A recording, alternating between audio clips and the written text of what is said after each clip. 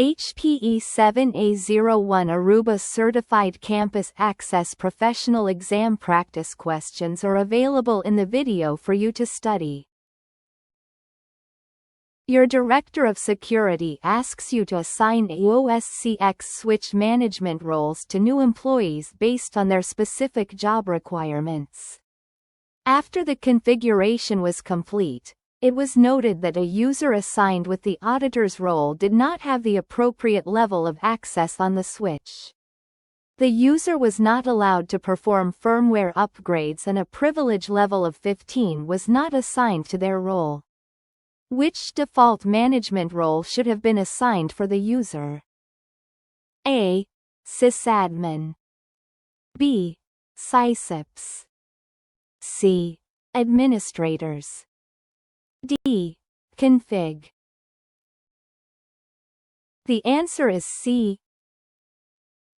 In AOS-CX switches, when assigning management roles to users that need to perform firmware upgrades and require a privilege level of 15, the role with the highest privileges should be chosen. The administrator's role typically provides full management access, including the ability to perform firmware upgrades and configure the switch. This role is suitable for users who need to perform advanced management and configuration tasks. Other roles such as sysadmin, sysops, and config may provide certain levels of access but may not necessarily include the ability to perform firmware upgrades or have privilege level 15. You are building a configuration in Central that will be used for a standardized network design for small sites for your company. You want to use GUI configuration for gateways and apps, while template configuration for switches. You need to align with Aruba best practices. Which set of actions will satisfy these requirements? A. Create one group in Central for switches, a second group for APs, and a third group for gateways. Create a unique site for each location, and assign devices to the appropriate site. B. Create one group in Central for switches and a second group for APs and gateways. Create a unique site for each location, and assign devices to the appropriate site. C. Create a single group in Central. Create a unique site for each location, and assign devices to the appropriate site. D. Create a single group in Central. Create a unique site for each type of device, and assign devices to the appropriate site. The answer is A. When configuring a standardized network design for small sites in Aruba Central, following Aruba's best practices typically involves grouping different types of devices and creating unique sites for each location. Since you want to use GUI configuration for gateways and APs while using template configuration for switches, it means you need to manage these device types separately. This approach allows you to manage devices grouped by device type, while providing customized configurations for each site.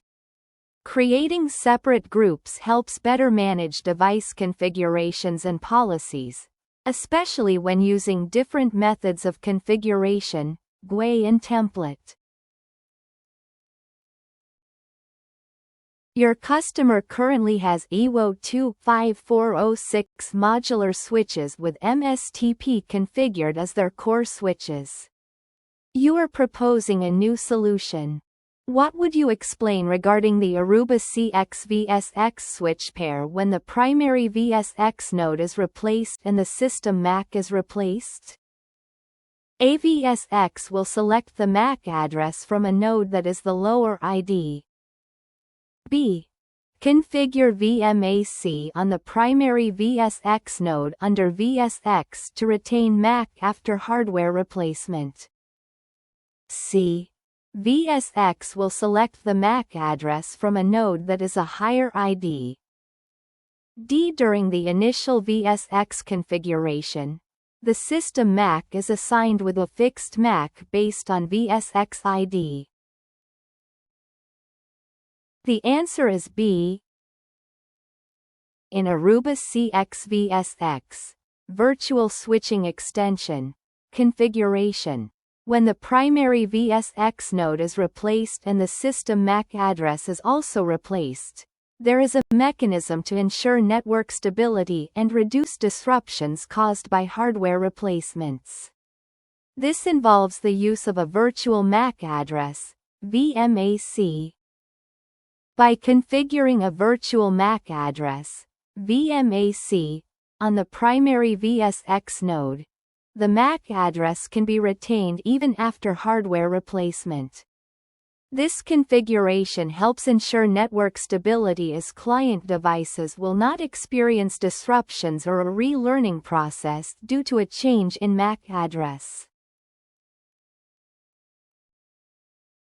With the ArubaOS-CX 6148G switch with uplinks of 1 January 47 and 1 January 48.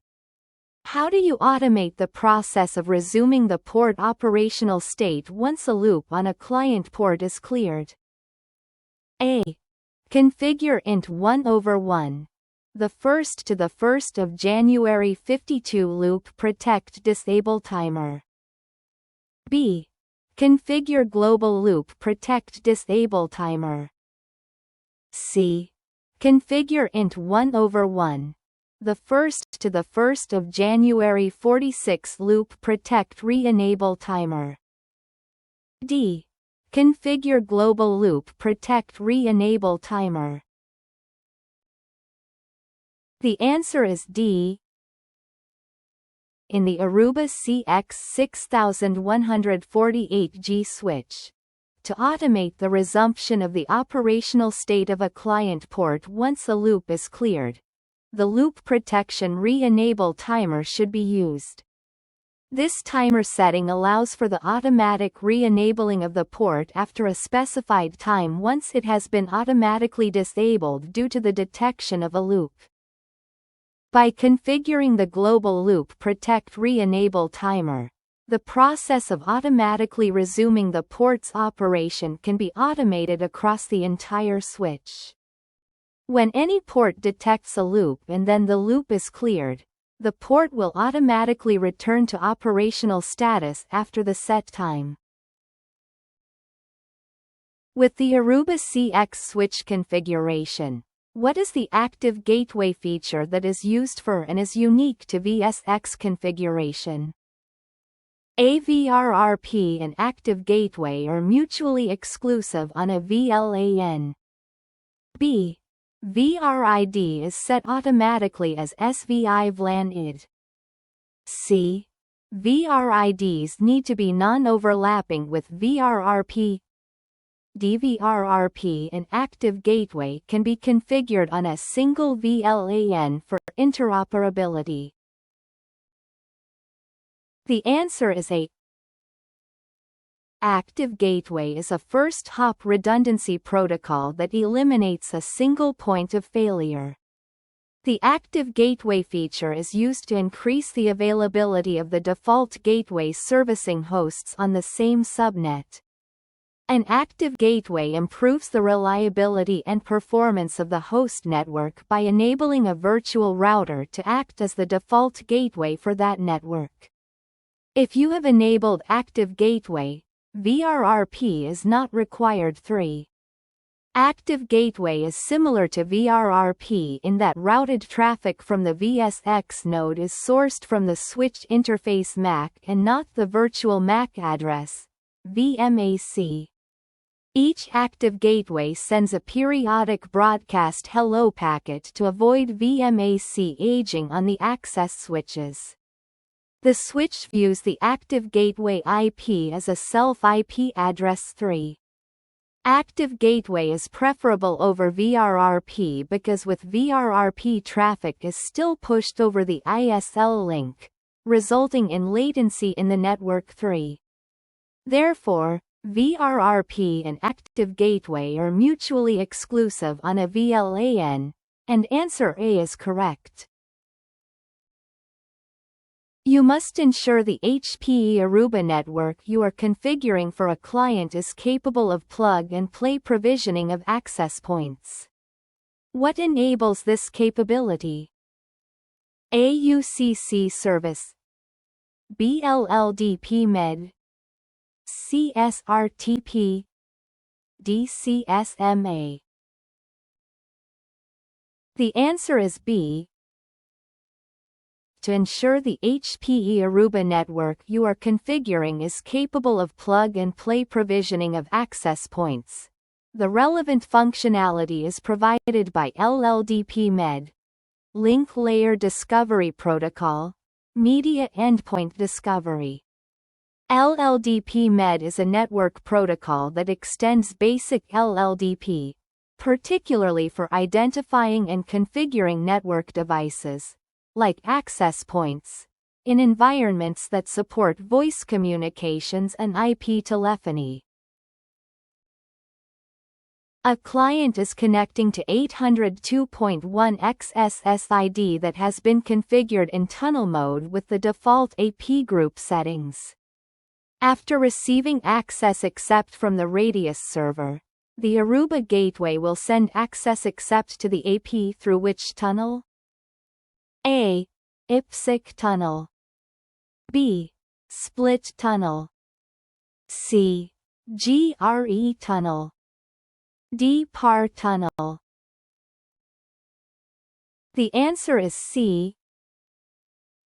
According to the Aruba documentation portal 802.1x is a standard for port-based network access control that uses a Radius server to authenticate and authorize wireless clients.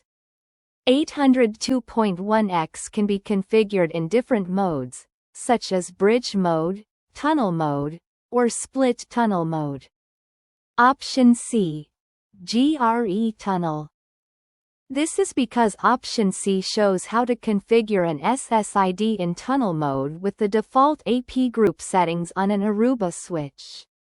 In tunnel mode, all client traffic from the access points is tunneled back to the controller, and the controller would in turn put the client traffic onto the network too. The GRE protocol is used to encapsulate and decapsulate the traffic between the access points and the controller 3. You need to drop excessive broadcast traffic on an ingress port or an ArubaOS-CX switch. What is the best feature to use for this task? A. DWRR queuing. B. Strict queuing.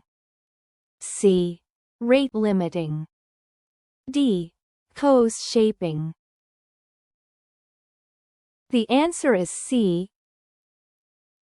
According to the Aruba documentation portal 1, the ArubaOS-CX switch supports various features to control the ingress traffic on specific ports, such as rate limiting, cause shaping, and access control. These features can help reduce the impact of excessive broadcast traffic on the network performance and availability. This is because rate limiting is a feature that allows you to limit the inbound or outbound traffic on a port based on a percentage of the port capacity or a fixed amount of bytes per second. Rate limiting can help prevent broadcast storms by reducing the amount of broadcast packets that enter or leave a port. Your customer is having issues with Wi-Fi 6 clients staying connected to poor-performing APs when a higher throughput APs are closer. Which technology should you implement? A. ClearPass. B. Client Match. C. AirMatch. D. ARM. The answer is B. Wi-Fi 6 is an industry certification for products that support the new wireless standard 802.11ax, also known as high-efficiency wireless. Wi-Fi 6 offers increased capacities, improved resource utilization and higher throughput speeds than previous standards.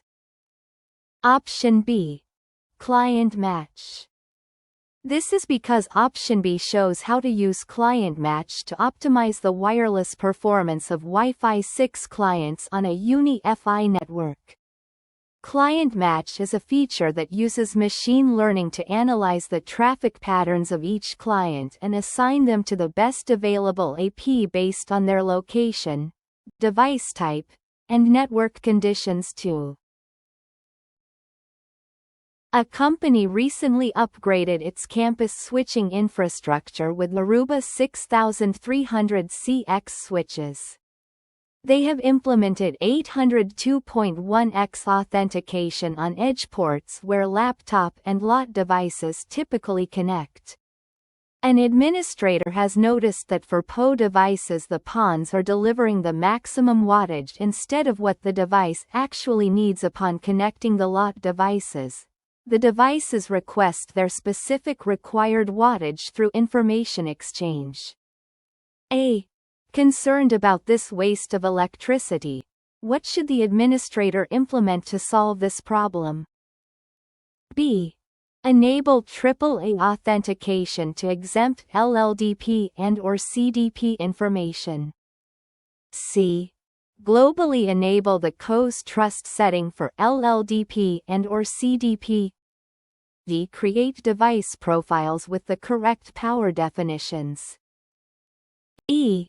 Implement a classifier policy with the correct power definitions. The answer is D. According to the Aruba documentation portal 1. The Aruba 6300CX switches support various features to control the PO devices on specific ports, such as device profiles and classifier policies. These features can help reduce the power consumption and improve the performance of the PO devices.